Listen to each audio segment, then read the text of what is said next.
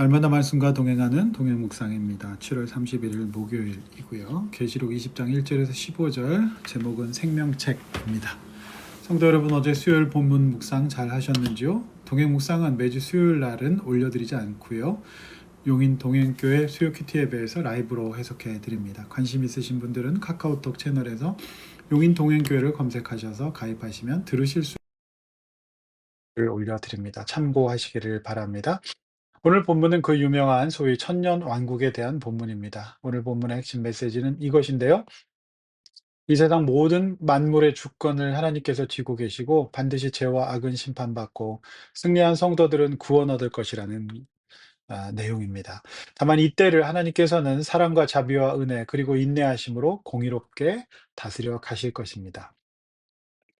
자, 본문 보겠습니다. 1절에서 3절 말씀. 이 본문에서 종말론 신학에서 중요한 이슈인 천년 왕국에 대한 말씀이 나오게 됩니다. 1, 2절 말씀 보시면 사단의 권세를 천년 동안 결박합니다. 그리고 3절 무적행에 던져서 통제하시지만 잠깐 놓이게 되는 기간이 있다. 보통 우리 교회가 속한 장로교 개혁주의 신학에서는 예수님의 오심, 즉 초림에서 다시 오심, 재림의 기간을 통틀어 상징적으로 천년 왕국이라고 말합니다. 이런 겁니다. 율법 아래에서 종노릇하고 있었던 백성들이 예수님의 십자가의 죽으심과 부활을 통해서 구원의 길을 얻었습니다.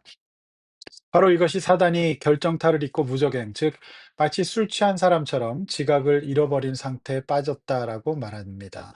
그러나 주님 다시 오실 때까지 그 마지막 종간의 순간까지 깨어 있는 성도들은 술 취한 아저씨를 가뿐히 깨어 있으면 피하고 넘어갈 수 있죠.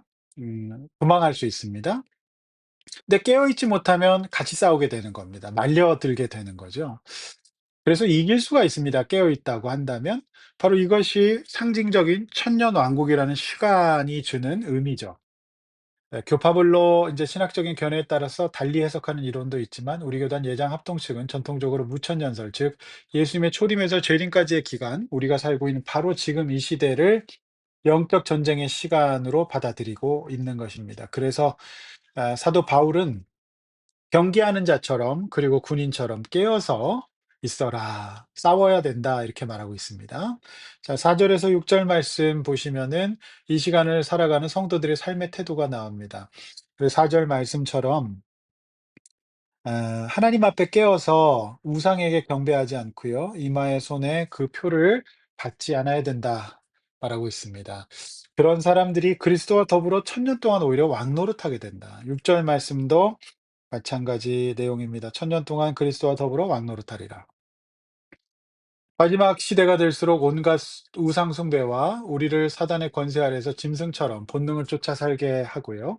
그렇게 살다 보니 결국 나도 모르는 사이에 내가 짐승과 같은 짐승의 표를 받아서 그런 삶을 살게 된다는 것이죠. 이 짐승의 특징이 뭐죠? 본능에 충실하고 경쟁과 두려움과 이기는 일에 몰두합니다. 그리고 지배하는 일, 그리고 살아남는 일 자체에 몰입하죠. 이기는 일에 몰두합니다. 영적인 일, 하나님의 자녀로서 바른 행실과 믿음, 이런 것 전혀 관심이 없게 만드는 겁니다. 그러나 그리스도와 함께 이 천년의 기간 동안 더불어 왕노릇하는 삶이 바로 그리스도인의 삶이 될 것입니다. 주님과 더불어 왕노릇하는 삶, 내 모든 삶의 목적과 행동과 생각에 있어서 예수님을 주인으로 모시고 그분을 나의 주, 나의 하나님으로 모시는 삶이 될 때 우리는 그분과 더불어 왕노릇하게 될 것입니다. 성도 여러분, 요즘 하나님과의 관계는 어떠십니까? 열대야와 무더위를 핑계로 영적으로 나태해져서 게으름을 피우고 있지는 않습니까? 그분과 더불어 함께 한다면 우리는 짐승이 아니라 왕 같은 제사장으로 살 수 있습니다. 존귀한 삶, 무시당하지 않는 삶, 영광스러운 삶을 살 수 있다는 말이죠. 이 모든 비결이 바로 우리의 온전한 신앙생활 가운데 있습니다. 자, 7절에서 10절은 그 모든 짐승과 거짓 선지자가 심판받는 모습이 나오고 있습니다. 마지막 11절에서 14절까지 핵심 키워드는 생명책이 되겠습니다. 생명책. 이 영적으로 혼란스러운 시대에 하나님은 예수 그리스도 앞에서 자신의 죄와 영적인 우상들을 회개하고 믿음으로 돌이켜 성령의 충만함을 받는 사람들, 그 성도들의 이름을 생명책에 기록해 놓으셨습니다. 그러나 믿음이 없고 우상과 짐승의 권세 아래 살아간다면 이 생명책에 이름이 없으로 말미암아 같이 심판받게 될 것이죠. 저와 여러분이 온전한 믿음으로 이 시대를 분별하면서 성령 충만한 삶을 살고 넘어지더라도 다시 회개하고 하나님의 은혜를 구하고 노예와 종이 아닌 왕 같은 제사장으로 산다면 의심할 필요 전혀 없습니다. 저와 여러분의 이름이 생명책 한가운데 적혀 있기 때문입니다. 기도하겠습니다. 하나님 아버지, 마지막 시대에 사단이 날뛸지라도 하나님 앞에서 성령 충만함으로 깨어서 잘 분별하면 이길 수 있습니다. 우리가 짐승처럼 살고 본능에 충실하여서 수치와 조롱을 당하지 않고 왕 같은 제사장으로 존귀한 삶을 살 수 있도록 인도하여 주시옵소서. 우리를 생명책에 기록해 주셨사오니 의심하지 아니하고 하나님 앞에서 그리스도의 생명 받은 자로서 영광스러운 삶을 살 수 있도록 도와 주시옵소서. 예수님의 이름으로 기도하옵나이다. 아멘.